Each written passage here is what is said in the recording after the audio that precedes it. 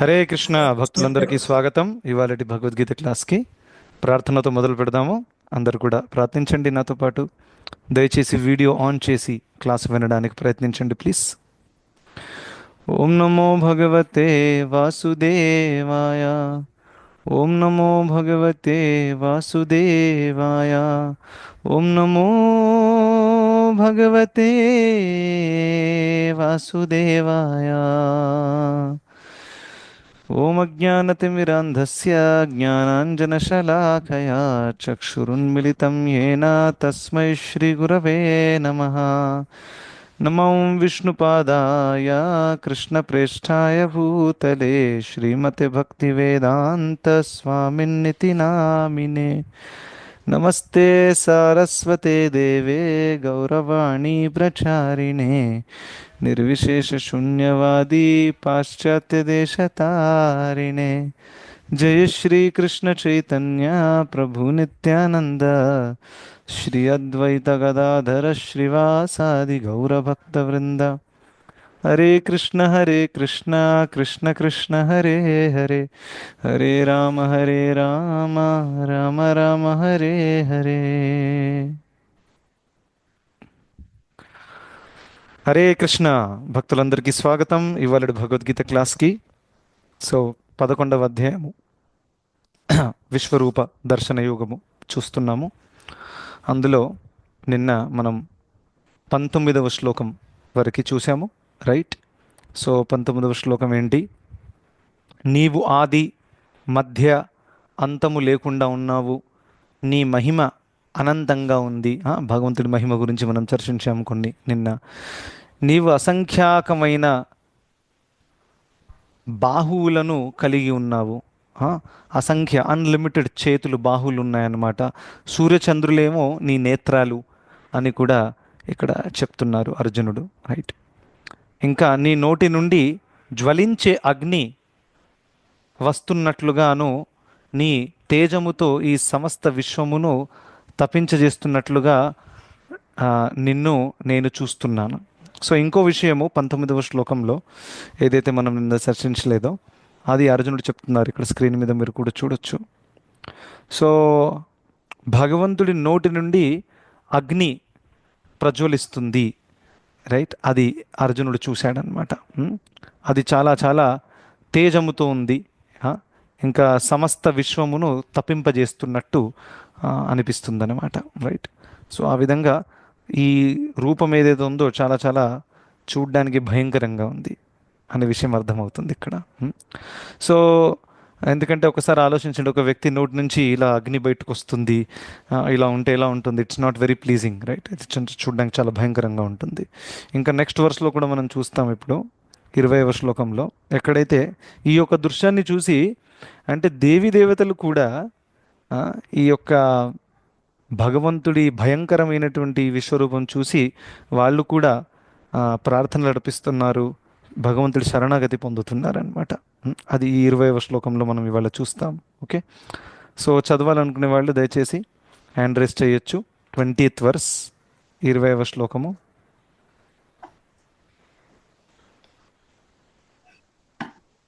ఎవరు చదువుతారు? నేను చదువుతాను. చదవండి. హరే కృష్ణ. యావో పృథివ్యోరిదమంతరం హి వ్యాప్తం త్వయైకేన దిశశ్చ సర్వాః దృష్టాద్భుతం రూపముగ్రం తవేదం లోకత్రయం ప్రవ్యదితం మహాత్మనం.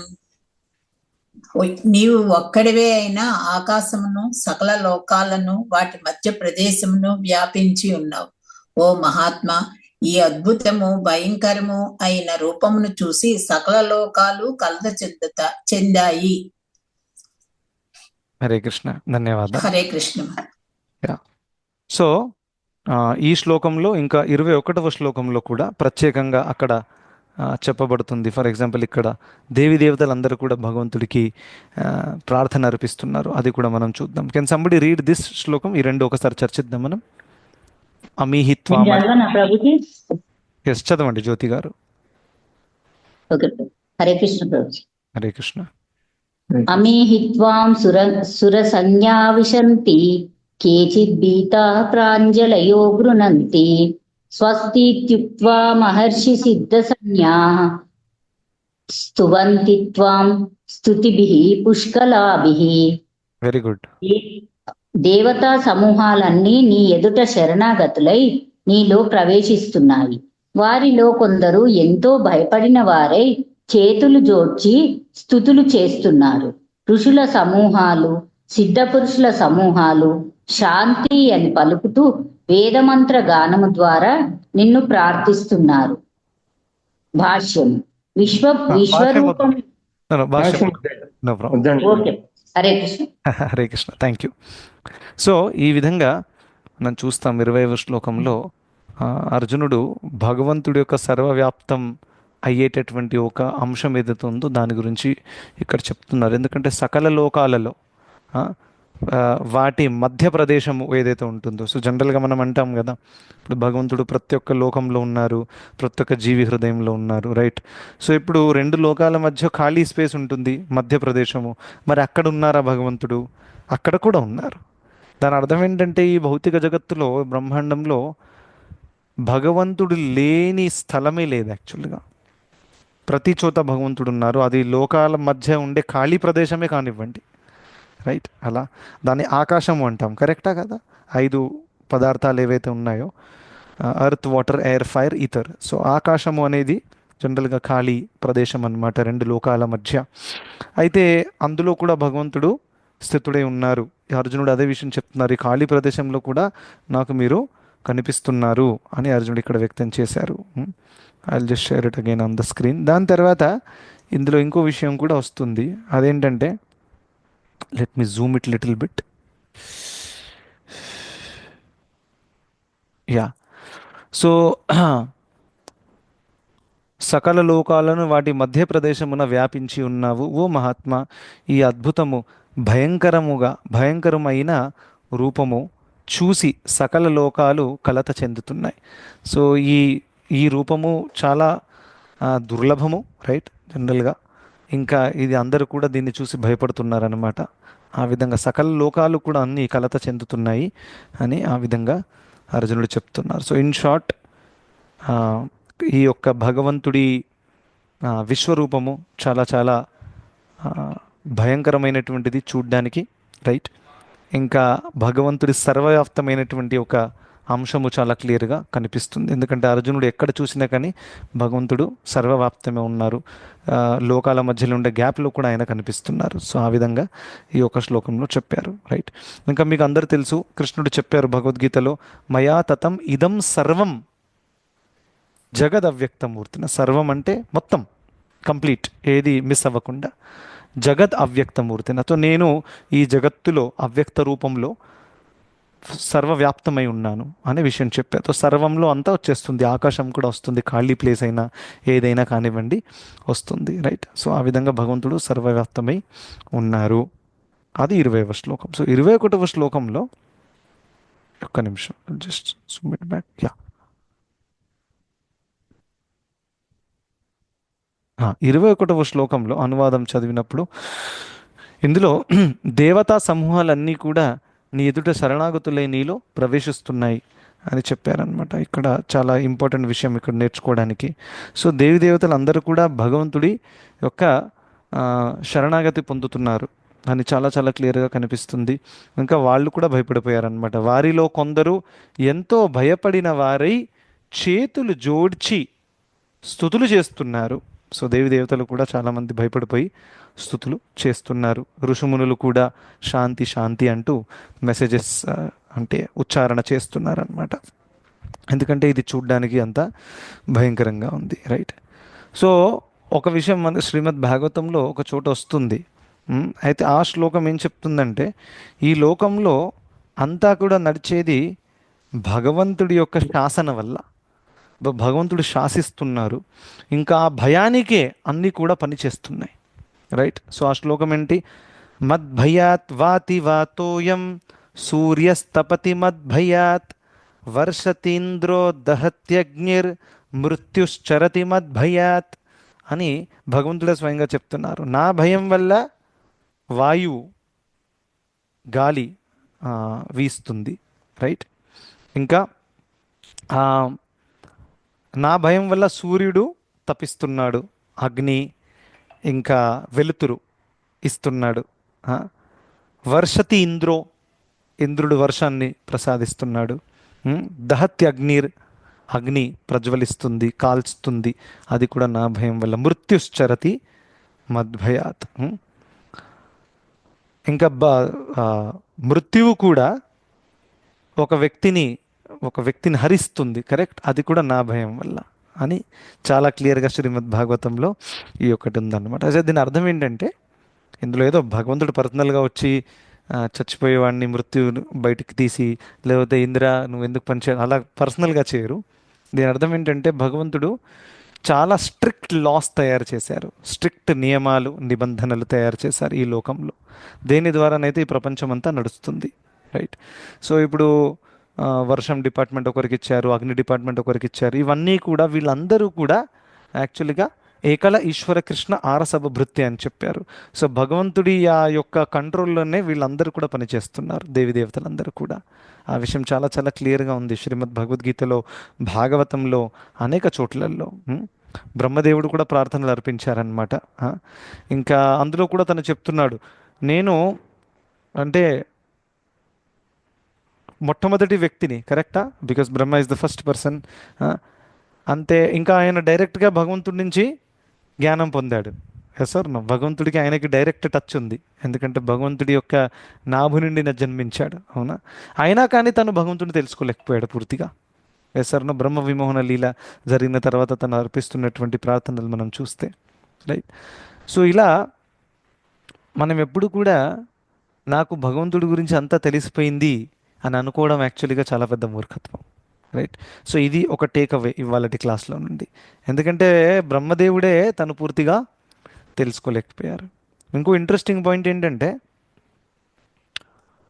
ఎవరైతే భగవంతుని పూర్తిగా తెలుసుకున్నారో, ఫస్ట్ భగవంతుని పూర్తిగా తెలుసుకోరాదు, కానీ ఎవరైతే భగవంతుణ్ణి దాదాపు మంచిగా తెలుసుకోగలిగారో అటువంటి వాళ్ళు ఏమంటారు, నేను భగవంతుడిని యాక్చువల్గా తెలుసుకోలేకపోయాను అంటారు, రైట్. సో ఎవరైతే అనుకుంటారో నాకు భగవంతుడి గురించి అంతా తెలిసిపోయింది, నాకు శాస్త్రాల జ్ఞానం అంతా వచ్చేసింది, యాక్చువల్గా వాళ్ళకి రాలేదు. ఇంకా ఏం రాలేదు, వినమ్రత రాలేదు. ఎందుకంటే విద్యా వినయ సంపన్నే బ్రాహ్మణే గవిహస్తిని శుని చైవ స్వపాకే చ పండితా సమదర్శిన. సో విద్యతో పాటు వినయం రావాలి, అది అసలైన విద్య. విద్యతో పాటు ఏమొస్తుంది, జనరల్గా అహంకారం వస్తుంది, అవునా. మనకి అదే వస్తుంది కదా ఇప్పుడు ఈ లోకంలో. మనం పెద్ద పెద్ద డిగ్రీలు పొందుతాము, రైట్. అంటే పెద్ద పెద్ద డిగ్రీలు పొందకూడదని కాదు, పొందడం మంచిదే, కానీ దానితో పాటు వచ్చే బ్యాగేజ్ కూడా ఉంటుంది. అదేంటి, అహంకారము, ఇంకా ఎప్పుడెప్పుడు ఈర్ష్య కూడా వస్తుంది. ఎందుకంటే మనం ఎంత పెద్దగా ఎదిగినా కానీ మనకంటే పెద్దవాళ్ళు ఉంటారు ఖచ్చితంగా ఈ లోకంలో, మనకంటే సక్సెస్ఫుల్. సో వాళ్ళని చూసి మనకి ఈర్ష్య రావచ్చు, ఇన్సెక్యూరిటీ రావచ్చు. అరే నేను కేవలం బీటెక్ చేశానే, ఆ వాడిలాగా ఎంటెక్ చేసి ఉంటే బాగుండేది, అవునా. సో ఆ విధంగా నేను సాఫ్ట్వేర్ ఇంజనీర్ని నార్మల్ కంపెనీలో, ఆయనలాగా గూగుల్లో పనిచేసి ఉంటే బాగుండేది. గూగుల్ వాడు అనుకుంటాడు మైక్రోసాఫ్ట్లో చేస్తే బాగుండేది, మైక్రోసాఫ్ట్ వాడు అనుకుంటున్నాడు టెస్లాలో చేస్తే బాగుండేది, రైట్. సో కంపారిజన్కి ఎటువంటి హద్దు ఉండదు అనమాట, అవునా. సో ఎనీవే, సో ఇలా ఈ లోకంలో మనకు విద్యతో పాటు అహంకారము, ఇంకా ప్రత్యేకంగా అహంకారం వస్తుంది. That is the main thing. ఇది నాకు ఎంత తెలుసు, నేనేంటో తెలుసా, నా సంగతి ఏంటో తెలుసా, అటువంటి ఒక ఫీలింగ్ వచ్చేస్తుంది అనమాట. ఇంకా నాకు చాలా తెలిసిపోయింది అనే ఫీలింగ్ కూడా వస్తుంది, రైట్. సో ఎవరైతే యాక్చువల్గా ఎదిగారో అటువంటి వాళ్ళు ఎప్పుడు కూడా నాకు చాలా తెలుసు అని ఎప్పుడు చెప్పరు. It is a very important constituent element. ఇప్పుడు ప్రభుపాదుల వారు ఒకసారి చెన్నైలో ఉన్నప్పుడు, జనరల్గా ప్రభుపాదుల వారు భక్తులని, అంటే ఎవరైతే చాలా మెచ్యూర్గా లేరో అటువంటి వాళ్ళని ఈ రాసలీల, ఈ రాస పంచమ అధ్యాయం ఏదైతే ఉందో, 5 అధ్యాయాలు శ్రీమద్ భాగవతంలో, దాని గురించి చదివి చాలా డీటెయిల్గా వెళ్ళడము, లేకపోతే గీత గోవిందం అనేది ఏదైతే ఉందో భాష్యము, అది పూర్తిగా భగవంతుడి రాసలీల గురించి వర్ణిస్తుందన్నమాట. అయితే అటువంటి దాన్ని చదవడానికి ప్రభుపాదుల వారు ఎక్కువగా ఎంకరేజ్ చేయలేదు, రైట్. ఎందుకంటే ప్రభుపాదుల వారికి తెలుసు అది చదవాలంటే చాలా శుద్ధ స్థాయిలో ఉండాలి ఒక వ్యక్తి, లేకపోతే దాన్ని ఏమైపోతుంది, అది ఈజీగా అపార్థం చేసుకుంటారు. అవునా? సో అందుకనే ఎంకరేజ్ చేయలేదు. అయినా కానీ ఒక వ్యక్తి చెన్నైలో ఉన్నప్పుడు ప్రభుపాదుల వారు వెంట పడ్డారనమాట.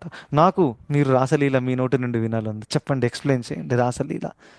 కృష్ణుడు ఇంకా గోపికల మధ్య జరిగినటువంటి ఆ నృత్యము, ఆ లీల ఏంటో చెప్పండి నాకు అని. అది చాలా ఉన్నతమైన లీల, రైట్?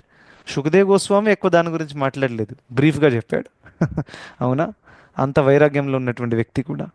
అయితే ప్రభుపాదుల వారు అన్నారు, no, it is very advanced, correct. అంటే ఆయన అన్నారు, no no, I can understand, నాకు చెప్పండి అని అలా అన్నారనమాట.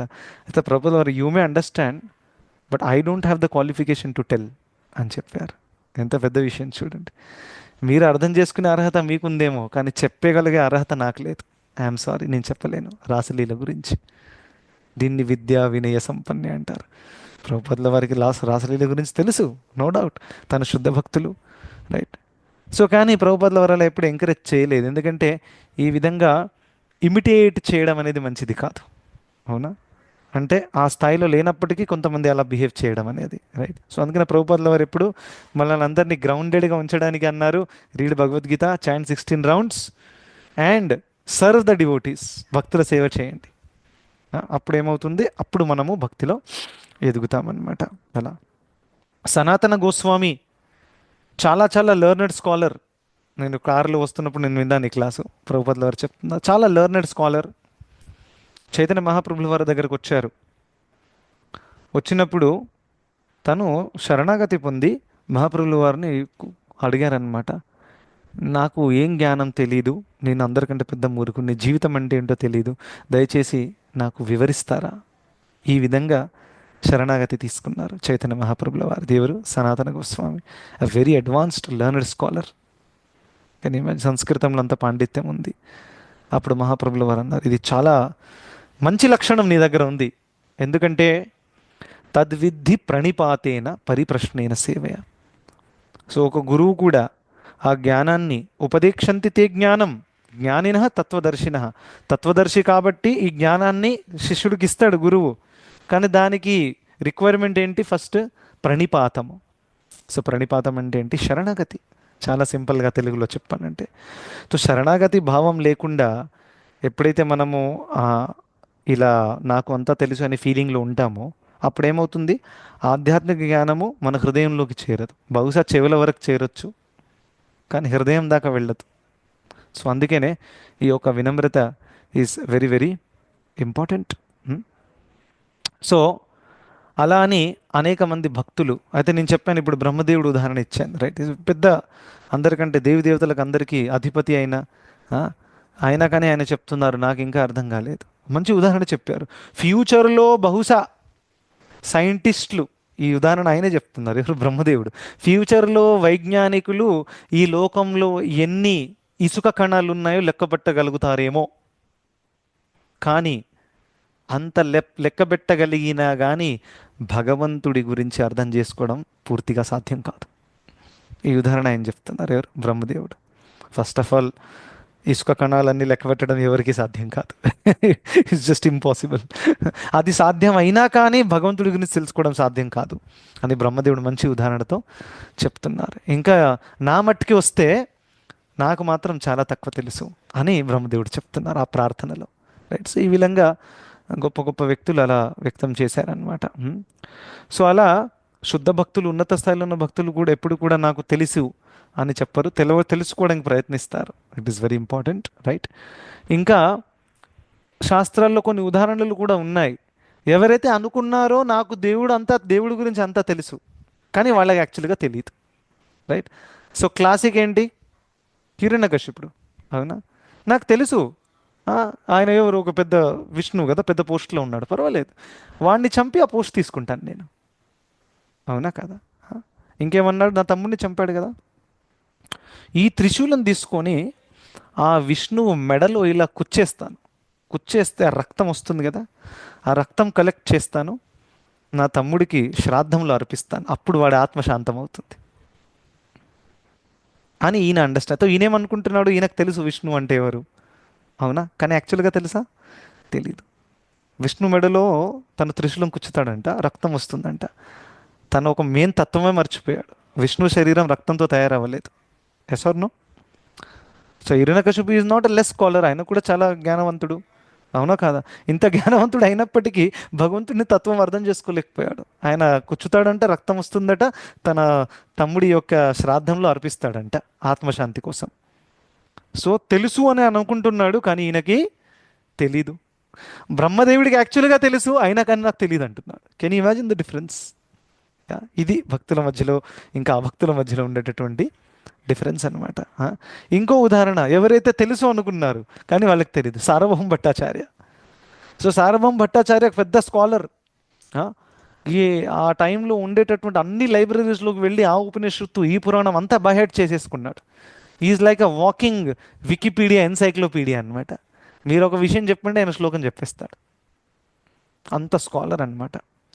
సో చైతన్య మహాప్రభులు వారు జగన్నాథ్పురికి వచ్చారు. జగన్నాథ్పురికి వచ్చినప్పుడు ఆ జగన్నాథుడి దర్శనం తీసుకొని మహాప్రభులు వారు మూర్ఛపోయి కింద పడిపోయారు. రైట్? ఎందుకంటే శుద్ధ భక్తుడు ఎప్పుడైతే భగవంతుడి సాక్షాత్ దర్శనం పొందుతాడో ఆయనలో అష్టసాత్విక వికారాలు వస్తాయి. సో ఆ శ్లోకంలో చెప్పారు, సుదీప్త సాత్విక అనే ఒక స్థాయికి మహాప్రభుల వారు వచ్చారు. అందువల్ల మూర్ఛపోయి కింద పడిపోయారు.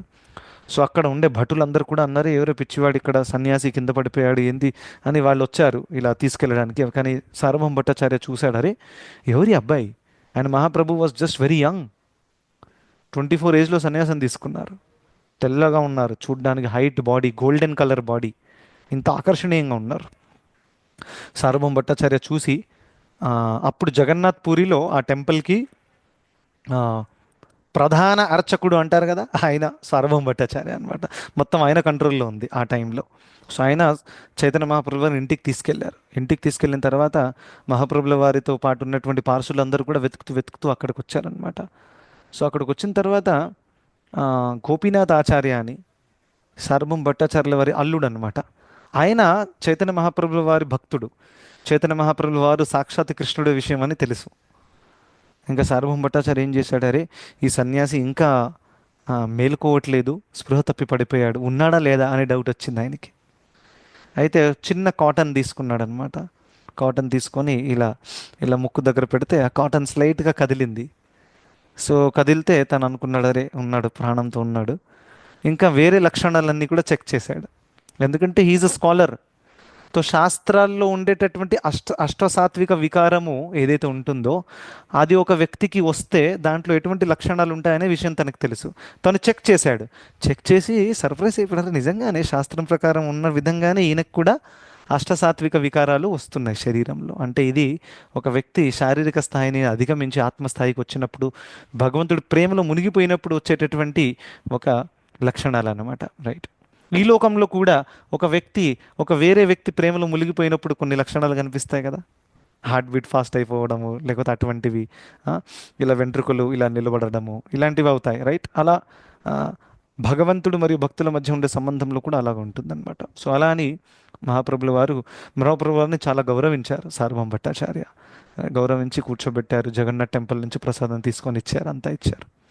దాని తర్వాత అనుకున్నారు, ఈయన సన్యాసి, ఈయన తన సన్యాసత్వాన్ని కాపాడుకోగలుగుతాడా, ఇంత యంగ్గా ఉన్నాడు, ఇంత తక్కువ వయసులో ఎందుకు సన్యాసం తీసుకున్నాడు? Because it's not easy, especially young ఏజ్లో ఇంద్రియములు చాలా పిచ్చిగా ప్రవర్తిస్తాయి. అన్డౌటెడ్లీ ఏ ఏజ్లోనైనా ఇంద్రియములు పిచ్చిగా ప్రవర్తించవచ్చు, దెర్ ఇస్ నో డౌట్. కామవాంఛ అనేది ఒక ఓల్డ్ పర్సన్ కూడా వస్తుంది, there is no doubt about that. Right? Especially ఇక్కడ చెప్పబడిన పాయింట్ ఏంటంటే ఆ పర్టికులర్ ఏజ్లో ప్రబలంగా ఉంటాయి. Yes or no? అలా. సో అటువంటి సందర్భంలో ఈ సన్యాసత్వం ఎలా మెయింటైన్ చేసుకుంటాడని నేను ఆయన వేదాంత జ్ఞానం ఇస్తాను, దాని ద్వారా తను సన్యాసాన్ని మెయింటైన్ చేయగలుగుతాడని తను అనుకున్నాడు అనమాట. అప్పుడు గోపీనాథాచార్య ఏమన్నారంటే, ఆయన పూర్ణ పురుషోత్తమ భగవానుడు, ఆయనకి ఎవరు ఏం నేర్పించాల్సిన అవసరము లేదు అని చెప్పారు. ఆయనే సాక్షాత్ కృష్ణుడు సన్యాసి రూపంలో వచ్చారు. ఇంకా ఈ విషయము విష్ణు సహస్రనామంలో ఉంది. చైతన్య మహాప్రభుల వారి ఆవిర్భావన సువర్ణవర్ణో హేమాంగో.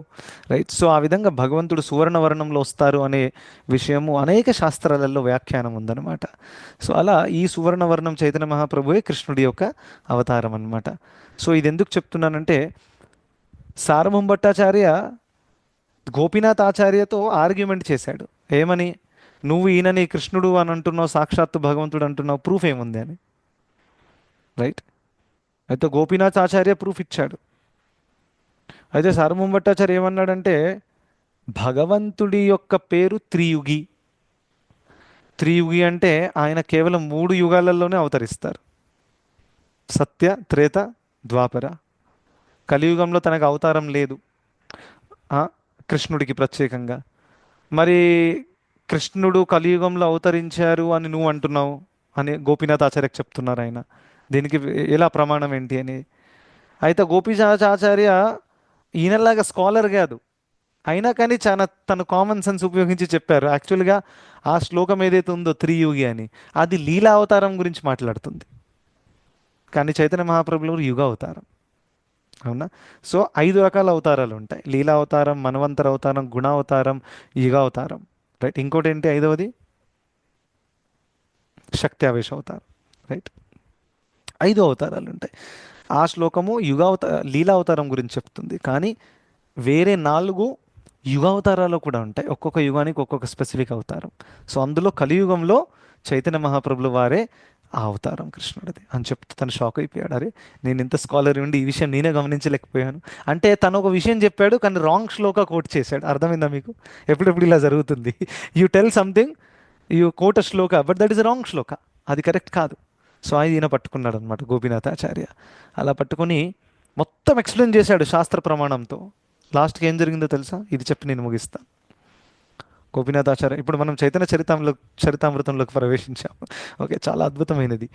అయితే ఆయన ఏమన్నాడంటే మొత్తం శాస్త్ర ప్రమాణాలు ఇచ్చాడు గోపీనాథ్ ఆచార్య సార్వభౌమ భట్టాచార్యకి. ఇప్పుడు నేను అన్ని శాస్త్ర ప్రమాణంగా చెప్పాను ఏ విధంగా చైతన్య మహాప్రభులు వీర స్వయంగా కృష్ణుడు అని. ఓకే, ఇప్పుడు క్లియర్ అయిందా అని? నువ్వు చెప్పిందంతా ఓకే, అంతా కూడా శాస్త్ర ప్రమాణంగానే ఉంది, అయినా కానీ నేను స్వీకరించడానికి సిద్ధంగా లేను అని అన్నారు. అయితే అలా చెప్పినప్పుడు గోపీనాథ్ ఆచార్య ఏం రిప్లై చేశారో తెలుసా? కరెక్టే, నువ్వు ఎందుకు స్వీకరించడానికి సిద్ధంగా లేవో తెలుసా? ఎందుకంటే నీ మీద ఒక శుద్ధ భక్తుడి కృప అవ్వలేదు ఇంకా.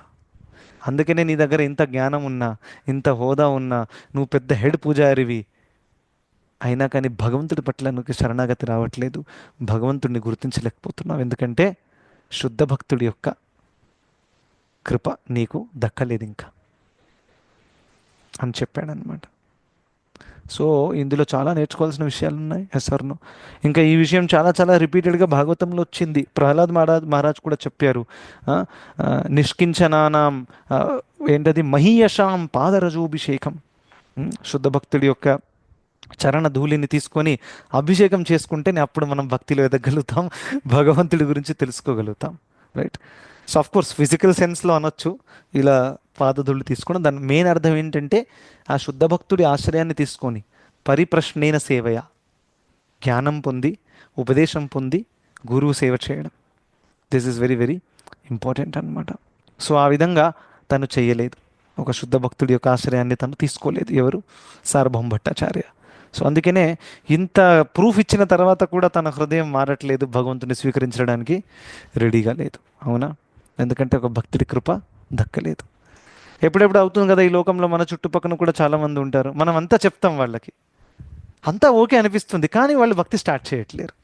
ఎంత చెప్పినా కానీ బండి అక్కడే ఉంది. 5 ఏళ్ల క్రితం ఎక్కడైతే చూసామో బండి అక్కడే ఉంది, 5 ఏళ్ళు అయిపోయాయి. సార్ అలా అవుతుంది. ఎస్పెషల్లీ ఎవరైతే ప్రీచింగ్ ఫీల్డ్లో ఉన్నారో వాళ్ళకి తెలిసి ఇదంతా కూడా. రైట్. రైట్. మేము క్లాసెస్ స్టార్ట్ చేస్తాము. ఇంకా ఇప్పుడు నేను ఒక వ్యక్తిని కలిసిన టచ్లో ఉన్నాను అనమాట. 5 years ago నేను పూణేలో ఖరాడి అనే ఏరియాలో ప్రోగ్రామ్స్ తీసుకునేవాడిని. రైట్. అక్కడ ఒక వ్యక్తి వచ్చేవాడు క్లాస్లోకి. అప్పుడు కూడా ఎప్పుడో ఒకసారి రావడము, వస్తే కూడా అన్ని రివర్స్ ప్రశ్నలు అడిగి, కాంప్లికేటెడ్ ప్రశ్నలు అడిగి, జపం ఎలా చేయాలి దాని గురించి ఎప్పుడు మాట్లాడరు. భగవద్గీతలో ఒక శ్లోకం నేర్చుకోవాలి, దీని మీనింగ్ చెప్తారా అది అడిగారు. ఏదోదో కాంప్లికేటెడ్ అడిగి సోషల్ మ్యాటర్స్, పొలిటికల్ మ్యాటర్స్ తీసుకొచ్చి చెప్పేవారు అనమాట. సో ఎక్కువ ఇంట్రెస్ట్ చూపించలేదు. 5 ఏళ్ళు అయ్యాయి, అక్కడికి అలాగే ఉన్నారనమాట, ఇంకా మారలేదు. రైట్. సో ఇంకా అంటే ఇస్కాన్కి వెళ్తున్నారు, అంతా చేస్తున్నారు, కానీ ఇంకా ఆ కమిట్మెంట్ రావట్లేదు. Yes or no? సో దాని అర్థం ఏంటంటే ఎప్పటిదాకా ఒక వ్యక్తి ఒక భక్తుడి దగ్గరికి వెళ్ళి నేను ఆయన ఆశ్రయాన్ని లేకపోతే ఆమె ఆశ్రయాన్ని నేను తీసుకోవాలి అని అనుకోరో, ఆ ఆశ్రయం తీసుకోవాలనే ఒక శరణాగతి రాదో, చూడండి ఈ కలియుగంలో సిచ్యువేషన్ ఎంత డేంజరస్గా ఉందంటే డైరెక్ట్గా భగవంతుడి శరణాన్ని తీసుకోవడానికి ఎవరు రెడీగా లేరు. భగవంతుడే లేరు, అవసరం లేదు. ఫస్ట్ ఏంటంటే భగవంతుడే లేరు. సరే ఉంటే కూడా ఆయనకి నాతో పని ఏంటి, ఇంకా నాకు ఆయనతో పని ఏంటి? ఆయన లోకంలో హాయిగా ఉన్నాడు, నేను నా లోకంలో హాయిగా ఉన్నాను. ఎవరికి ఇంట్రెస్ట్ లేదు. ఇంకా అటువంటి సందర్భంలో భగవంతుడి శరణం తీసుకోండి అని చెప్తే it is just out of question ఉంది. అవునా? సో అందుకనే ఆ భగవంతుడే భక్తుడి రూపంలో రావాల్సి వచ్చింది, రైట్? తన భగవతత్వాన్ని పక్కన పెట్టి, అదే చైతన్య మహాప్రభు. సో భక్తుల ఆశ్రయం తీసుకున్నా కానీ మనం భక్తిలో చాలా చాలా ఎదగొచ్చు. ఈ విషయం ప్రహ్లాద్ మహారాజ్ చెప్పారు. దాని తర్వాత రహుగణ ఎవరైతే ఉన్నారో భరత్ మహారాజుతో, జడ భరత్తో మాట్లాడుతున్నప్పుడు అక్కడ కూడా ఈ విషయం వస్తుందన్నమాట. సో అలా అని గోపీనాథ్ ఆచార్య చెప్పారనమాట, రైట్? సో అంటే ఇది ఎందుకు చెప్పాను, ఇప్పుడు నాకు తెలుసు అని అనుకున్నారు కానీ తెలియదు, అటువంటి వాళ్ళ 2 ఉదాహరణలు ఇచ్చారు. ఎవరైనా చెప్తారా? Raise your hands, who can tell? Yes, Pratap Reddy గారు మీరు చెప్పండి. తెలుసు అని అనుకున్నారు కానీ యాక్చువల్గా వాళ్ళకి తెలియదు. 2 ఉదాహరణలు చెప్పాను, ఒకటి చెప్పండి.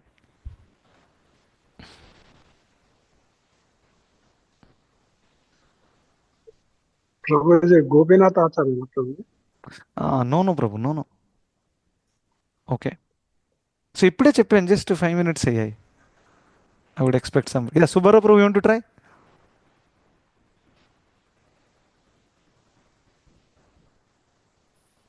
ఇప్పుడే జడ భారత లాస్ట్ లో పల్లకి మోస్తున్నప్పుడు కింద చీమలతో ఉన్నప్పుడు చెప్తారు కదా, ఎందుకు అలా చేస్తున్నావు అంటే, నువ్వు ఆత్మను అడుగుతున్నావా నన్ను అడుగుతున్నావా అని చెప్పి క్వశ్చన్ అడిగినప్పుడు కిందికి వచ్చేసి ఆ మహారాజు అంతకుముందు జడభారతుడు తర్వాత భారత్ అయ్యాడు కదా, అప్పుడు అంత జ్ఞానం చెప్పినప్పుడు ఈ మాట చెప్తారు, ఎందుకంటే ఆశ్రయం తీసుకోవాలని చెప్పి కూడా చెప్తారు అని విన్నాను నేను. ఓకే, కానీ యాక్చువల్గా నా ప్రశ్న ఏంటంటే, నేను 2 ఉదాహరణ చెప్పాను. ఎవరైతే నాకు భగవంతుడి గురించి తెలుసు అని అనుకున్నారు కానీ యాక్చువల్గా వాళ్ళకి తెలియదు, వాళ్ళ పేర్లు చెప్పండి, ఎవరు ఆ వ్యక్తులు? సో ఒకటి, చలో మైథిలి మాత, you can go head. Hiranyakashipu, సార్వభౌమ భట్టాచార్య. ఎస్, కరెక్టా కాదా? 2 ఉదాహరణలు ఇప్పుడే చెప్పాను. హిరణ్యకశిపుడు అనుకున్నాడు కదా, నాకు అంతా తెలుసు, విష్ణువా, ఆయన మెడలో అది త్రిశూలం కుచ్చితే రక్తం వచ్చేస్తుంది, నా తమ్ముడికి అర్పిస్తాను అని అనుకున్నాడు. అయితే దేవుడి గురించి తెలుసు అని అనుకుంటున్నాడు కానీ యాక్చువల్గా తెలియదు, ఎందుకంటే భగవంతుడి శరీరం రక్తము పంచమభూతాలతో తయారవ్వలేదు. అవునా? సో తను అజ్ఞానంలో ఉన్నాడు. రెండవది సార్వభౌమ భట్టాచార్య కూడా అనుకుంటు, నాకు తెలుసు కృష్ణుడిది అవతారం లేదు కలియుగంలో, ఎందుకంటే త్రియుగి కాబట్టి, కానీ యాక్చువల్గా తనకు తెలియదు. అప్పుడు గోపీనాథాచార్య కరెక్ట్ చేశారు ఆయన్ని, కరెక్టా కాదా? సో అలా వీళ్ళిద్దరు, రైట్? ఇంకా తెలుసు వాళ్ళకి అయినా కానీ తెలియదు అని చెప్తున్నారు. ఆ ఉదాహరణ ఎవరు? బ్రహ్మ. ఎస్, బ్రహ్మదేవుడు ఉన్నారు. ఇంకో ఉదాహరణ కూడా చెప్పాను, ఎవరు? Who can tell?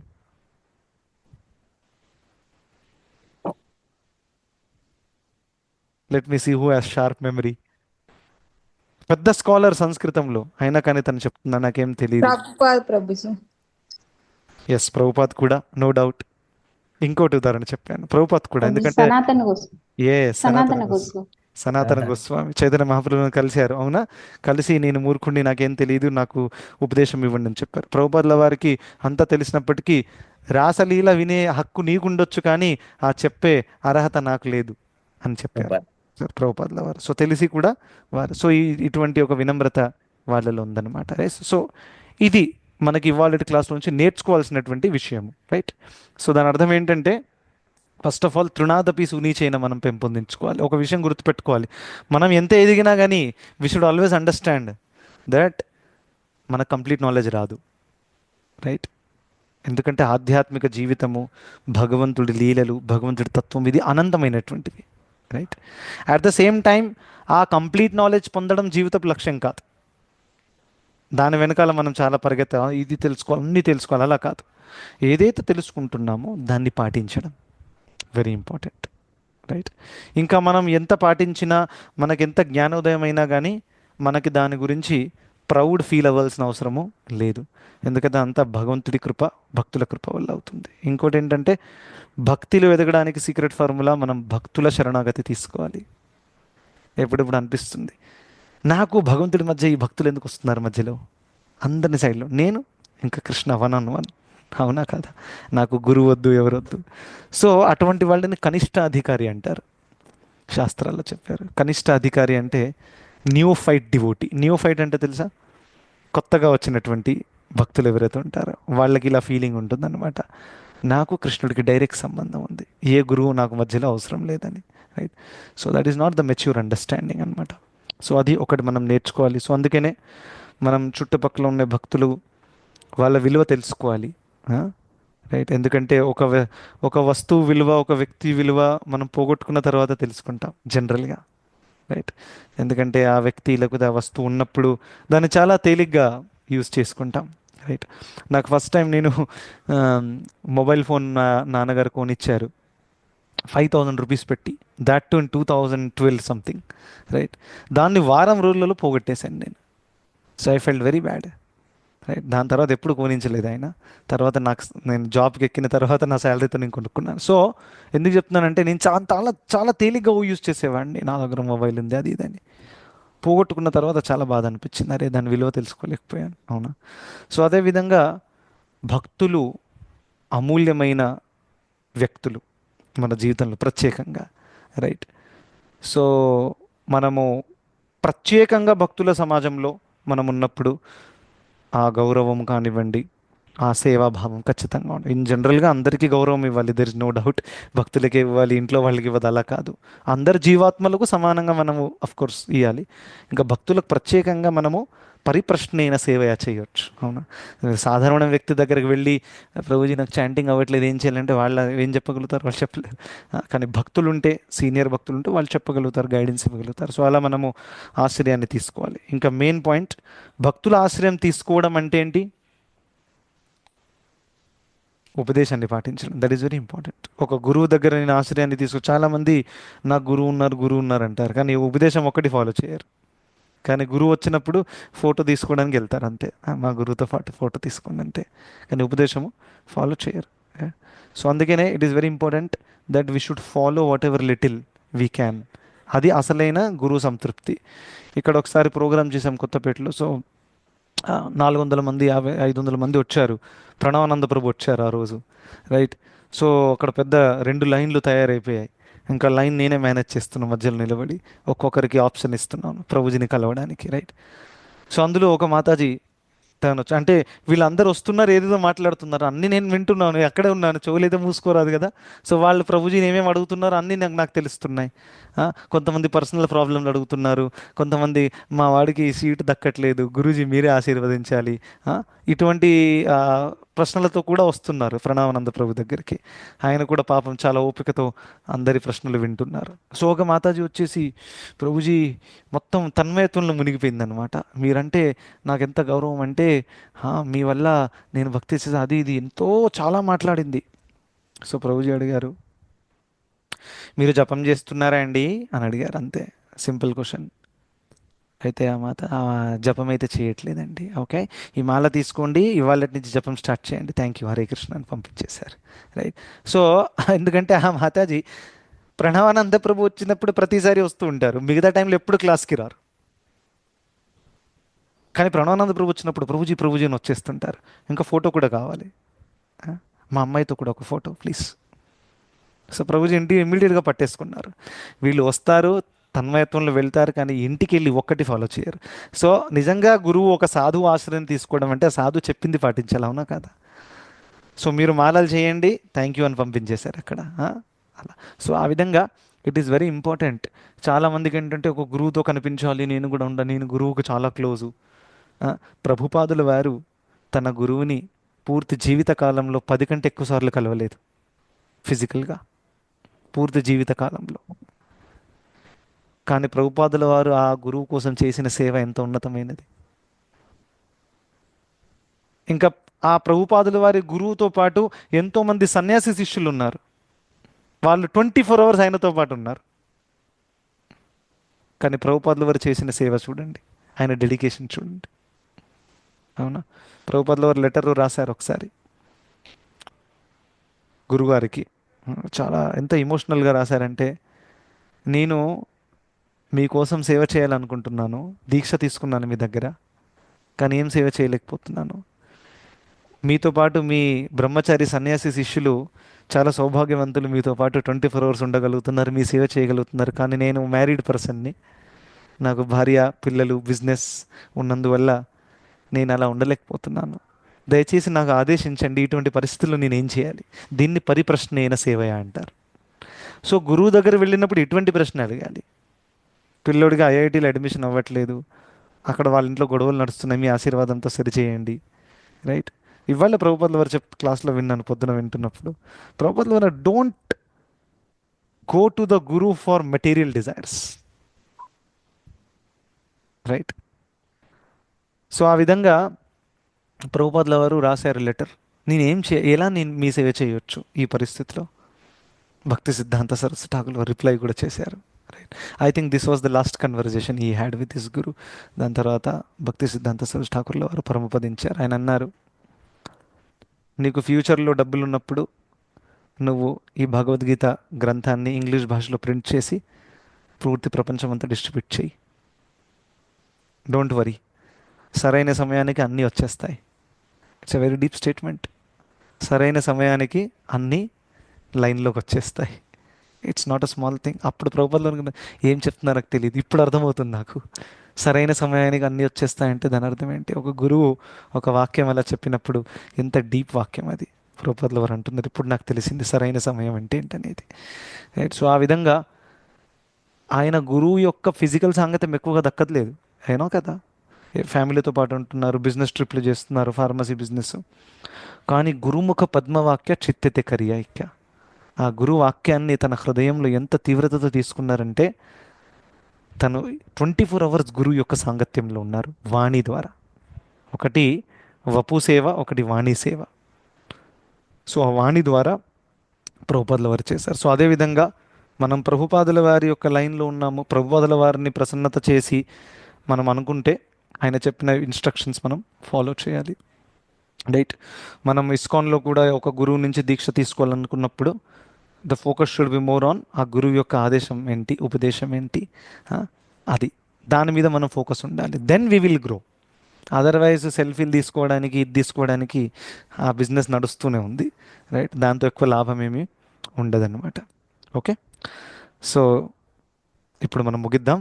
Thank you so much. Hare Krishna. So this was the take away. Original శ్లోకం ఏంటి? అర్జునుడు ఏం చెప్పారు? 2 శ్లోకాలు చూసాం, అవునా కదా?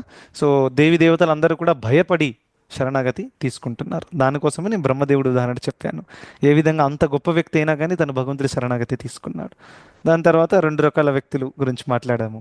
ఎవరైతే తెలియని వాళ్ళు, భగవంతుడి గురించి యాక్చువల్గా తెలియదు అయినా కానీ తెలిసినట్టు ప్రవర్తిస్తారు. ఇంకా ఎవరికి యాక్చువల్గా తెలుసు అయినా కాదు తెలియదు అని చెప్తారు, అవునా? సో అలా. Thank you so much. Hare Krishna.